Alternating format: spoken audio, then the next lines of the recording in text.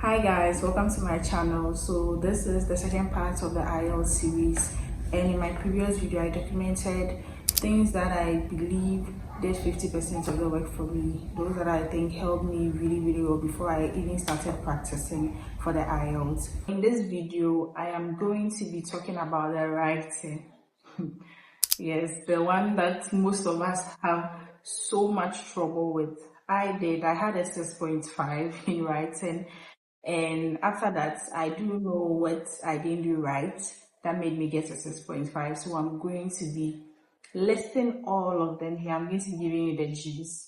I know what's made me get 6.5. I know what I didn't do right that led me to that result. So I'm going to be helping you get a much better grade. The first point is to practice the writing on paper. You know what I did? While I was preparing to write it, anytime I would see a question, I would just sort of solve it in my head. Yes, I'll just solve it. I'll just sit there and be like, you know what, I'm going to write the introduction this way, I'm planning it this way, I'm continuing this way, and then the conclusion, I write it this way. And I will just write the whole essay in my head. I'll just be sitting there and just be thinking, okay, I'll do it this, I'll do it that way. It didn't work for me. That is a bad way to prepare. Get yourself a book, a pen, and write it. Write what you are thinking down. It didn't help me. When I went to write it, now I got there and I realized that was the point. I was like, no, you know what, I should have written this down, because it made it much difficult for me.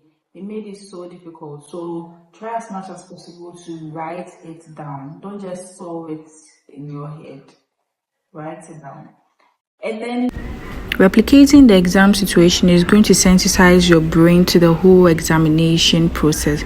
It's going to make it easier for you to get your points. How fast are you writing to meet the time?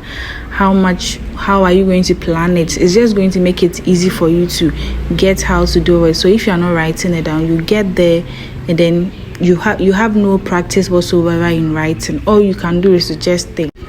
And at that point, you wouldn't know how to put your ideas into paragraphs, how to start, how to end, how to form sentences with your ideas. Just don't do it. Basically, don't do it. The second tip I'm going to give to you is that find someone to review it for you. After writing it or solving the questions, find someone to review it. I know you think you are able to do it. I know you feel you did it well, but get a second opinion. Get someone to review it. An IELTS teacher. Those people are well versed in the IELTS writing. They've been doing it for so long. They will be able to notice the mistakes you've made in your passage and help you to correct it. So get someone to review it. Very important. The third point is to know your punctuations. It will seem like you know them already. That's what I thought. I just felt like, I'm able to use the punctuations well. But I realized my grasp on it wasn't so strong. So I took an English course a couple of months ago. And that was when I realized that I really needed help with my punctuations. There are so many things that I didn't know, that I felt if I knew, I could have done much better, like how to use a semicolon, how to use a colon, and all those things. It would have really helped me if I had an idea on them, but unfortunately I didn't. And then the commas, yes, the commas. You think you are placing your commas right, but you aren't. Please try to learn a lot about punctuations, and that will help you very well in your IELTS. The next point is to avoid repetitions as much as possible. So after stating your ideas, don't go back repeating it. Like you change the words because you want the passage to be long, or you think you are smart. It doesn't work. Don't be repeating words. Just don't do it. Just try as much as possible. Maybe you wrote Kofi is going to school with Banku and Okro stew. Then you come back and be like, when Kofi was going to school, he went with Banku and Okro stew. Like, this wasn't a great example, but I'm just trying to let you know that don't be repeating things in the essay. Just write it, but don't repeat it a lot. You can do a couple. Don't repeat. Yeah, that's all. Using text language is also forbidden. I know in your mind you are saying you are never going to do it, but if you are the kind that texts with text language about when you write ABT, you, then you write you, okay, you write K, you are at risk for writing text language in your IELTS. Start purging that behavior from your system from today. Now, when you are typing, type in full sentences. Type in full sentences and just save yourself of the stress. Because when anxiety kicks in, or when you get there and get anxious, it's going to come as a default and you're going to write it. I personally don't even like it when people text me with text language.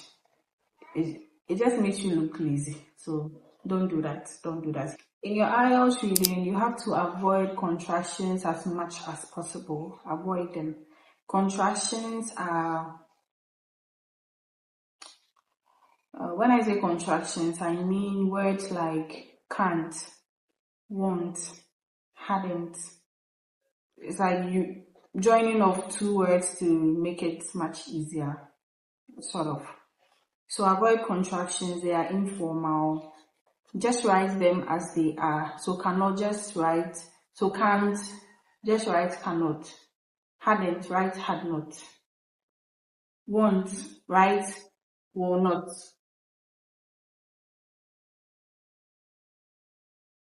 Will not.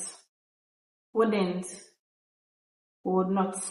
The next point is to be very conscious on your abbreviations. So when you're writing your IELTS academic writing, when you use an abbreviation, let's say Ministry of Health, and the first time you are writing it, you write it in full, Ministry of Health, into brackets MOH. Then when you repeat it again, that's when you can keep the abbreviations. But don't just start writing abbreviations. You can't assume your examiner knows the abbreviations.